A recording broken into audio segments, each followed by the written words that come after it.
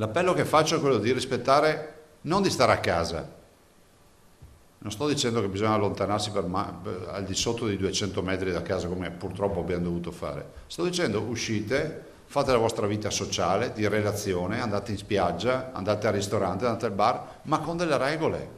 Regole che per il governatore restano sempre le stesse e ripetute fino allo sfinimento, soprattutto ai più giovani. Portare la mascherina all'interno, so che voi lo sapete, ma perdonatemi, approfitto anche delle dirette. Portare la mascherina all'interno dei locali e portarla quando ci sono assembramenti. E che si tratti di regole non scontate, lo raccontano le storie di Movida e di assembramenti provenienti da tutto il Veneto, complice anche il primo vero weekend estivo con spiagge prese d'assalto e lunghe code sia verso il mare che la montagna. Siamo preoccupati del fatto che se torna la reinfezione, con questi numeri, con questi assembramenti, bisogna andare giù pesanti con le restrizioni perché è inevitabile, no?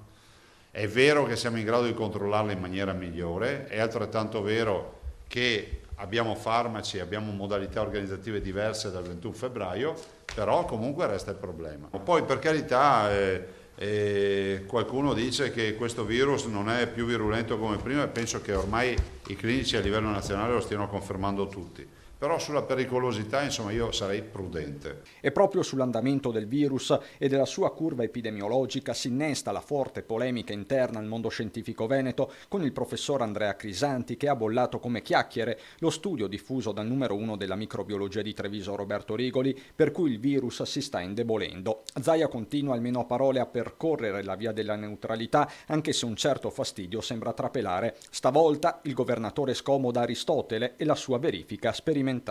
Andiamo al metodo sperimentale.